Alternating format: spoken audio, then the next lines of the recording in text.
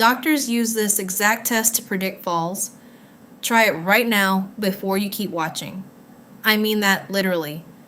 If you have a sturdy chair nearby, pull it away from the wall right now.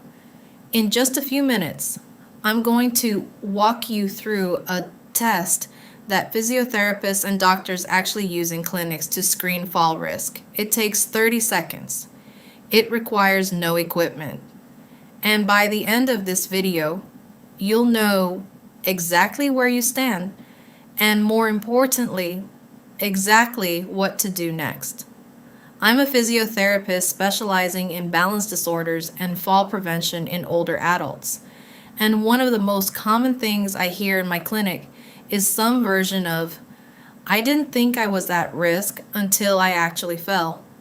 That's the frustrating part of fall risk. It's often invisible until the moment it isn't. You can look strong, walk confidently, live independently, and still be carrying a hidden risk that never shows up until you're already on the ground. That's exactly why simple, validated screening tests exist. They're designed to catch that invisible risk early, while there's still time to do something about it. Because here's the truth. Catching a decline in strength or balance 6 months or a year before a fall happens gives you something incredibly valuable: the ability to actually change the outcome. So let's talk about the test itself. It's called the 30-second chair stand test, and it's one of the most widely used and well-researched fall risk screening tools in geriatric physiotherapy. Here's what it actually measures. It measures how many times you can stand up fully from a seated position and sit back down again in 30 seconds, using your legs as much as possible rather than pushing off dramatically with your arms. It sounds simple, almost too simple, but this single movement reflects lower body strength, muscular endurance, and functional power. 3 things that are directly and repeatedly linked to fall risk in research on older adults. Healthcare professionals like it because it's fast, it doesn't require any special equipment, and unlike some fall risk assessments, it doesn't rely on someone's own opinion of how strong or steady they feel. It gives an objective number, and numbers are much harder to talk ourselves out of. Now let's actually do it safely. First, some important setup. Choose a sturdy, stable chair, ideally one without wheels, ideally armless or with the arms out of the way, placed against a wall or in a corner so it can't slide. Wear supportive, closed-toe shoes rather than socks or slippers. If you have any concern about your balance at all, please have someone nearby to supervise, and consider holding lightly onto a wall or counter instead of doing the full test unsupervised the first time. This test is not worth doing if it puts you at risk of the very thing it's designed to screen for. Here's how it works. Sit toward the middle of the chair, feet flat on the floor about hip width apart. Arms crossed over your chest if you're able to do so safely. When you're ready, you're going to stand up completely, hips and knees fully extended, and then sit back down with control, and you'll repeat that as many times as you can in 30 seconds. You'll want a clock, a phone timer, or a second person to count for you. Stand up, sit down, that's 1. Keep a steady pace. This isn't about speed for speed's sake. It's about how many complete, controlled repetitions you can perform. If at any point you feel unsteady, stop. This test should challenge you, but it should never feel unsafe. So what do the results actually mean? In general, research-based benchmarks suggest that for adults in their 60s, completing roughly 12 to 17 repetitions falls within a typical range. And for adults in their 80s, that range shifts down to roughly 8 to 12. I want to be really clear about something here. This test is a screening tool, not a diagnosis.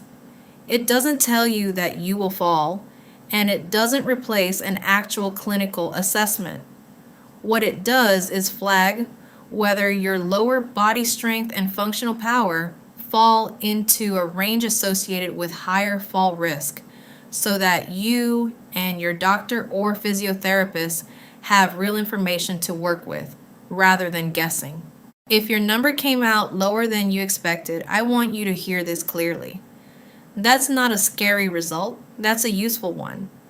It tells you something specific.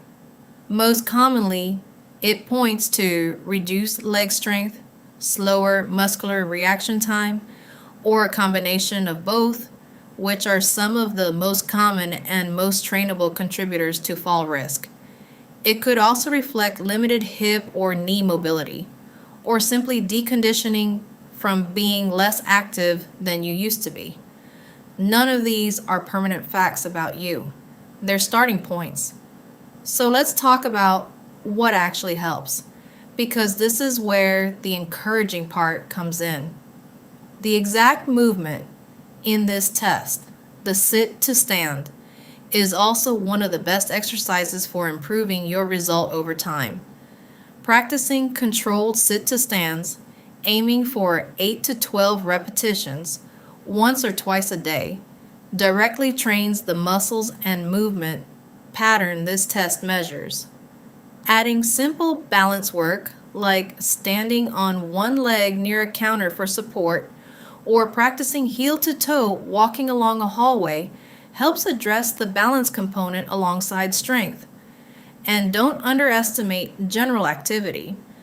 Regular walking, even in short sessions throughout the day, supports the muscular endurance this test is measuring. The goal isn't intense exercise. It's consistent, appropriate movement that keeps your body doing the things it needs to be able to do. Let's bring this together. The 30-second chair. Stand test is a fast, evidence-based way to get an honest snapshot of your fall risk. Not by asking how you feel, but by measuring what your body can actually do. A lower number doesn't mean something is wrong with you. It means you now have specific actionable information, likely pointing toward leg strength, balance, or mobility as areas to focus on. And a higher number is genuinely worth celebrating. It's a sign that the work you're already doing, even without realizing it, is paying off. If you tried this test today, I'd love for you to think about your number, and more importantly, think about what you're going to do with that information.